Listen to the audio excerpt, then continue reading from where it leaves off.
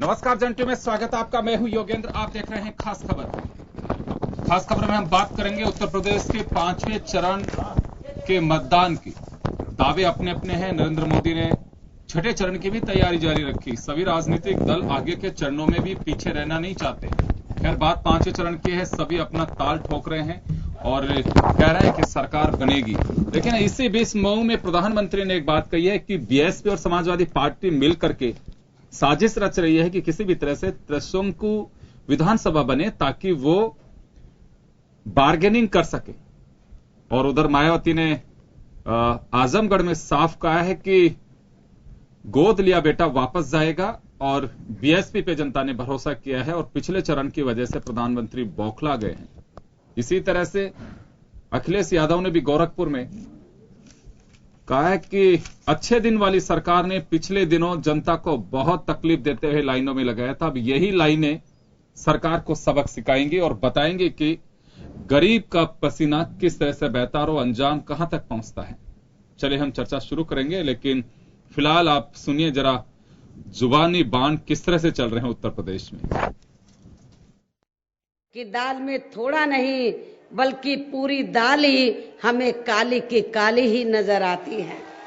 इसलिए अब BJP and company के लोगों को अपने विरोधियों पर खासकर भ्रष्टाचार के मामले में कुछ भी बोलने का अब नैतिक अधिकार नहीं रहा है। और इतना ही नहीं बल्कि इन्होंने देश की जनता को आज तक ये भी नहीं बताया है कि देश में नोटबंदी करने के बाद इन 3 महीनों के अंदर अंदर कितना काला धन इकट्ठा किया गया है। कुछ मामला कर दिया था, कह दिया था, तो इन्हीं बुआ ने प्रेस कॉन्फ्रेंस करके कहा था कि अगर ये मुख्यमंत्री हमें बुआ मानते हैं तो कार्रवाई करके दिखाओ। हमने कार्रवाई कर दी। जो बीजेपी के नेता ने गलत टिप्पणी की थी उसको बिहार से हम लोगों ने गिरफ्तार करके जेल भेज दिया था। अब कह रहे हैं कि हमें बुआ न कहो, लेकिन हम बुआ से सावधान करने आए हैं आपको। ये हमारी बुआ कभी भी रक्षाबंधन मना सकती है बीजेपी के साथ।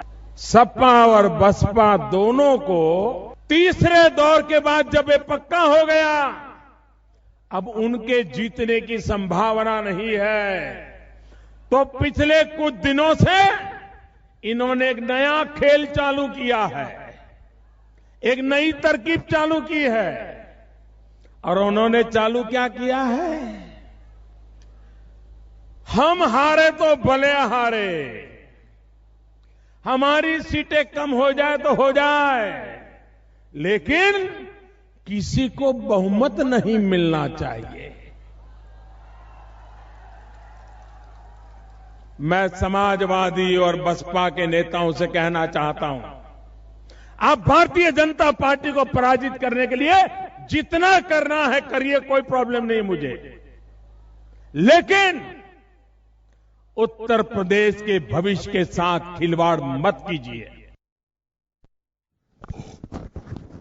तो सुना अभी आपने, अखिलेश बुहाजी की चर्चा कर रहे हैं और मायावती चर्चा कर रही हैं कि समाजवादी पार्टी और बीजेपी मिले and company, BJP and company. खैर चलिए ये तो चलते रहेंगे। अभी 8 मार्च तक जब अंतिम चरण होगा तब तक इसी तरह से ये जुबानी जंग चलेगी, क्योंकि सभी राजनीतिक दलों के अस्तित्व का सवाल है और डू एंड डाई वाली पोजीशन इस वक्त वहां पे हो रही है। प्रधानमंत्री लगातार कैंपेन में जुटे हुए हैं और बीजेपी अभी लगता है कि उन्हीं के चेहरे और दम के ऊपर टिकी हुई है। और देखना होगा कि होली की बात कर रहे हैं नरेंद्र मोदी की, होली 11 तारीख को जब वहां रिजल्ट आएंगे तो उसके बाद अच्छी होली खेली जाएगी। चलिए उम्मीद है कि सब कुछ शांतिपूर्ण हो। 5वें चरण की अगर हम बात करें तो 5वें चरण में भी सभी राजनीतिक दलों ने अपनी अपनी ताल ठोकी है। 2 चरण बाकी हैं, 6 और 7, जिसको लेकर के कहा जा सकता है कि अब कोई कसर नहीं छोड़ना चाहते। पूर्वांचल अब बचा हुआ है, जहां प्रधानमंत्री वहां से आते हैं, महत्वपूर्ण है सभी राजनीतिक दलों के लिए। चलिए चर्चा शुरू करते हैं। ओम सैनी साहब वरिष्ठ पत्रकार हमारे साथ हैं, भाजपा नेता शील दाभाई जी हमारे साथ में हैं, बीएसपी नेता विष्णु कोलवाल साहब हमारे साथ हैं। आप सभी का स्वागत है। ओम जी, 2 चरण बाकी हैं, 5वां चरण का मतदान हो चुका है। ये कहा जा सकता है कि बड़ी कश्मकश की स्थिति उत्तर प्रदेश में हो चुकी है। और ये तो कहना बहुत मुश्किल होगा कि किस दिशा में हवा चल रही है, लेकिन इतना तय है कि जो जुबानी जंग जो चल रही है उसको देख करके तो ऐसा लगता है कि धरातल पे जो बात होनी चाहिए, अपनी बात कहने का जो ढंग होना चाहिए, हम एक तरफ तो बात करते हैं कि 21वीं सदी की और विकसित राष्ट्र की ओर बढ़ने के लिए हमारा विकासशील राष्ट्र विकसित राष्ट्र की ओर अग्रसर हो, लेकिन जो नेताओं की जुबान है वो मुझे लगता है कि हमें बहुत पीछे लेकर के जा रही है, जिसकी उम्मीद वर्तमान लोकतंत्र का मतदाता नहीं कर सकता कि वो विकास के मुद्दे को इस तरह से छोड़ करके और चाहे कोई से भी चरण के लिए वो इस तरह से बाजी लगाएंगे।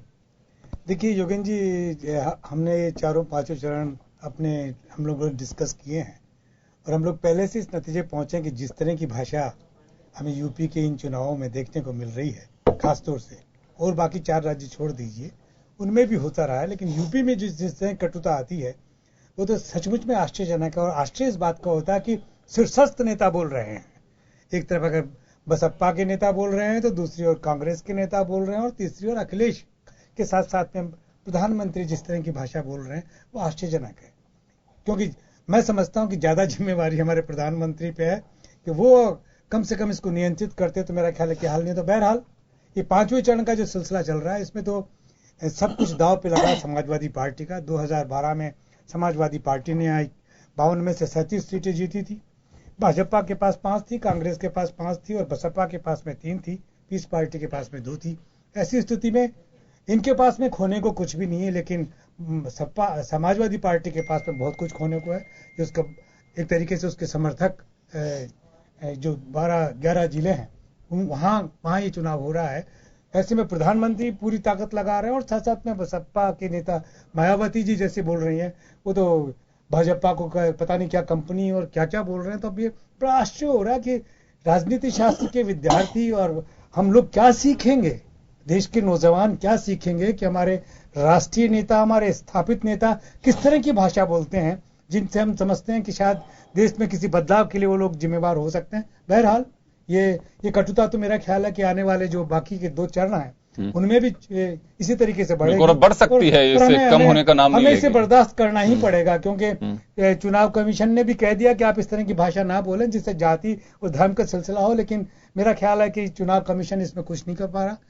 इसी तरीके से सर्वोच्च न्यायालय में कुछ इंस्ट्रक्शंस दिए हैं, कुछ इस तरह की बातें कही हैं, लेकिन कोई प्रभाव नहीं पड़ रहा। और हम लोग तो कुछ कहें तो इसका प्रभाव अगर उन पे पड़े ये तो हम लोग कुछ ज्यादा ही अपेक्षा करेंगे। मेरा ख्याल है तो ये चलेगा। चले चुनौती लेकिन समाजवादी पार्टी और बीजेपी के सामने ज्यादा है, क्योंकि बीजेपी को उस वक्त 5 सीट मिली थी 2012 के अंदर, लेकिन 44 सीट पे बढ़त थी 2014 के लोकसभा चुनाव के दौरान। देखिए लोकसभा चुनाव के दौरान जो बढ़त है उसको तो आप वही मैं कह रहा हूं कि शील दवाई जी आपसे मैं जानना चाहूंगा कि उस वक्त 2012 में बेशक सीट कम मिली हो आप लोगों को, लेकिन 14 के जो 328 सीट पे पूरे 403 में से जो बढ़त मिली थी, अगर वो बढ़त मेंटेन करने की एक बड़ी चुनौती आप लोगों के सामने है। इस वक्त अगर 44 सीट पे बढ़ा था तो मुझे लगता है 52 में से 44 एक बड़ा आंकड़ा है जो आप लोग ताल ठोक करके वहां पे चल रहे हैं।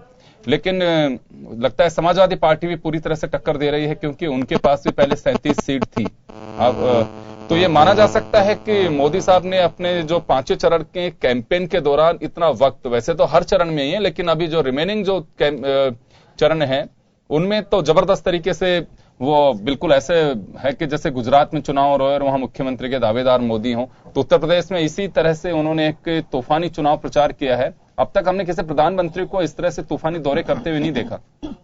देखिए योगेश जी, जो ये 5 चरण के जो चुनाव हुए हैं उनमें आपने देखा कि किस तरह से भारतीय जनता पार्टी जो है हर चरण में बढ़त बनाए हुए है। शायद मुझे लगता है कि ये हताशा या ये पूर्वानुमान अखिलेश जी को भी हो गया है। मैं छोटा सा सवाल है, मैं देखो ऐसे बीच में रोकना नहीं चाह रहा, क्योंकि मेरे अंदर से जिज्ञासा जागृत हो जाती है कई बार। बहुत ही एक अच्छा सवाल जब आप लोग जवाब देते हैं तो उसी के अंदर कि पूर्वाग्रह और बड़े विचलित स्थिति में समाजवादी पार्टी और बीएसपी दिखाई दे रही। मैं वो पैमाना जरा जानना चाहता हूं कि कैसे अंदाजा लग रहा है बीजेपी को उनकी बौखलाहट का, मैं वो जानना चाहता हूं। देखिए सबसे बड़ा जो लेटेस्ट मुद्दा था ये नोटबंदी का था जी। नोट नोटबंदी को ये दोनों मायावती जी और ये अखिलेश दोनों और कांग्रेस ये सब एकजुट होकर बहुत विरोध करते रहे। इन्होंने कहा कि पूरे हिंदुस्तान में गरीबों को मारे गए हैं, किसान मारे गए हैं, व्यापारी मारे गए हैं, तो इन्होंने एक बहुत बड़ा मुद्दा बनाया था और उनके दिमाग में ये बात थी कि इस नोटबंदी का असर इन यूपी के चुनावों में होगा। लेकिन अभी जो महाराष्ट्र के चुनाव आए उसको देखने के बाद लगता है बंबई एक बहुत ही धनाढ्य सिटी मानी जाती है। वहां पर जिस तरह से भारतीय जनता पार्टी ने प्रदर्शन किया है उसको देखते हुए लगता है कि लोगों ने नोटबंदी को बहुत समर्थन दिया है, क्योंकि ये मेन जो लेके चल रहे थे उनका एक यही था कि हम नोटबंदी के आधार पर लोगों को ये एक मैसेज दे देंगे कि मोदी जी ने देश को बर्बाद कर दिया है, अर्थव्यवस्था चौपट कर दी है और कोई काम नहीं किया है। तो ये इनको अपना जो विचार थे ये सब इनको ध्वस्त होते हुए दिखाई दे रहे हैं। और जिस प्रकार से जो ये इन्होंने मुद्दा बनाया कि काम बोलता है, अखिलेश कह रहे हैं काम बोलता है, मायावती कह रही कि मेरे पिछले टाइम पर मैंने नहीं, आप भी बोलते हो, कारनामा बोलता है। बिल्कुल बहुत सामने देखिए काम बोलता है, उसी के बताते हैं ना काम कितना बोल रहा है। कि उन्होंने मेट्रो के लिए कहा कि हमारी मेट्रो चलाई हमने और हमने ये सड़कें बनाई है और हमने बिजली दी है, पानी दी है।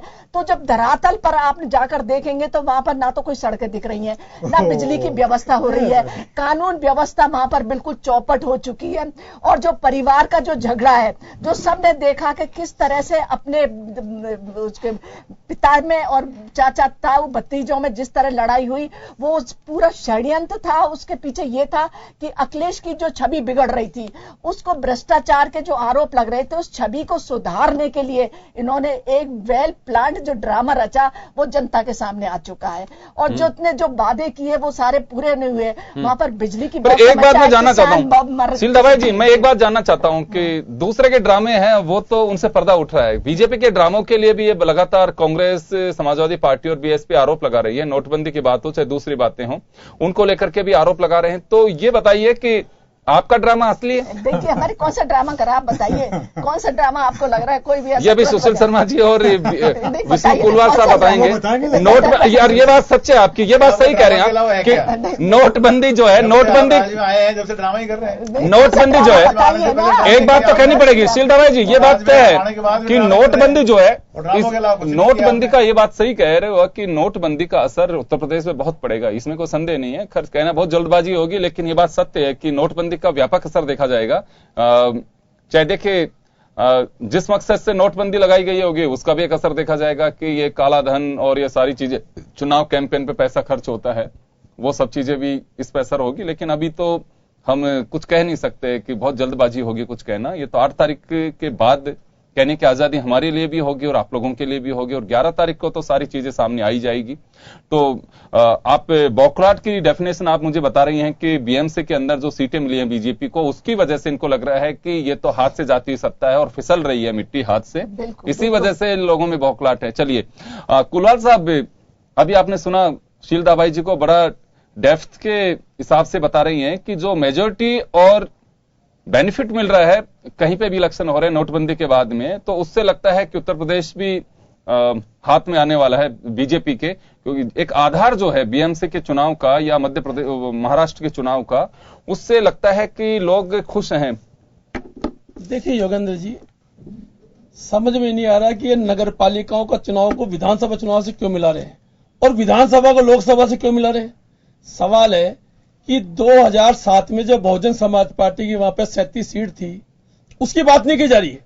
ये बात की जाए कि 2012 में अखिलेश जी की कितनी सीटें थी और 2014 तो इस देश के लिए एक अपवाद था। जो अपवाद था वो अपवाद के साथ खत्म हो गया, इसलिए 2014 की बात करो ही मत आप।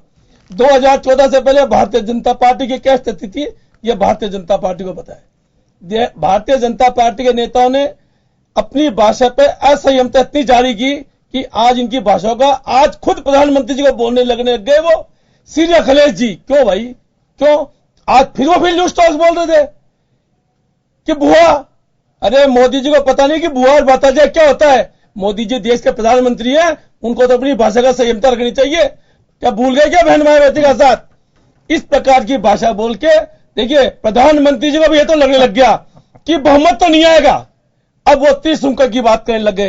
वो कितनी बात कर ले, मैं आज इस चैनल के माध्यम से कहना चाहता हूं कि भारतीय जनता पार्टी के 73 एमपी हैं, अगर इनकी 73 सीटें भी विधानसभा में आ जाए तो आप मुझको बता दीजिएगा ये मोदी जी कितने चिल्ला ले, ये अमित शाह कितना ही कुछ कर ले, वहां के तो जो लोकल लीडर्स हैं, जो इनके पास मुख्यमंत्री पद के दावेदार नहीं है, फिर भी वहां 10-10 है, उनकी स्थिति वहां क्या है ये आम वहां की जनता को पता है। और वहां की जनता कितनी त्रस्त है, ये लगातार बोल रहे हैं। अरे लड़ाई से क्या मतलब, कम से कम देश के प्रधानमंत्री जी को तो जो उन्होंने 3.25 साल में विकास किया उसकी बात करते तो ज्यादा अच्छे थे। वो कभी भतीजा, कभी बुआ, कभी ये आतंककारी है, ये कासवा है, ये वो है। ये प्रधानमंत्री जी जैसे आदमी के लिए इसे मैं प्रधानमंत्री ने बोल के अच्छा रहेगा ज्यादा कि बहरूपिया बोले तो ज्यादा अच्छा होगा। कैसी बात कर रहे हो, कैसी बातें बोल रहे हो आपको आप किस प्रकार की बात करने गुलवाल साहब की बात क्यों कर रहे हो? कभी बहन मायावती जी ने किसी भी नेता को आज तक कभी लूटतास बोला तो बता दीजिए किस बात की बात कर रहे हो, कैसी बात बोल रहे हो? क्योंकि मायावती जी ने आज तक कभी किसी नेता को शब्द गलत नहीं बोले, बनाने के अलावा कुछ नहीं किया उन्होंने। पूरा अरे बना तो दिया हाथी, तुमने तो हाथी भी नहीं बनाए, वो राम मंदिर के पास जगा गए, तो कृष्ण मंदिर के पास जगा गए। तुम तो लुटे रहे, तुमसे बड़ा लुटे थे वो देश में नहीं। क्या बात कर रहे हो? बहन जी ने तो पार्क बनाया, बहन जी ने पार्क बनाया, जाके देखना यूपी के अंदर। तो शील धारे जी आप भी महापौर रही, आपने भी कुछ नहीं किया जयपुर में। आप यूपी में रही, आप लगातार देख लीजिए कि भारतीय जनता पार्टी के नेताओं की शायद 11 तारीख के बाद जो होली खेलने की प्रधानमंत्री जी बात करें, 11 तारीख के बाद बताएंगे कि यूपी का नाम लेना बंद कर देंगे प्रधानमंत्री जी। चलिए सुशील शर्मा साहब आपके पास में आना चाहूंगा। प्रधानमंत्री जी लगातार जो चुनावी कैंपेन कर रहे हैं, 5 चरण का मतदान हो चुका है, बचे हुए 2 जो चरण है, हर चरण ही महत्वपूर्ण रहा है। अब बहुत कम सीटें हैं लेकिन फिर भी काफी ताकत लगा रहे हैं। अब उनके अपने लोकसभा क्षेत्र की विधानसभा सीटों पे भी अब उनका काफी फोकस है। उन्होंने मऊ में कहा भी है कि त्रिशंकु विधानसभा लाना चाहते हैं, क्योंकि आप लोग एक सीधा आरोप लगाया उन्होंने कि आप लोग सौदेबाजी कर सके।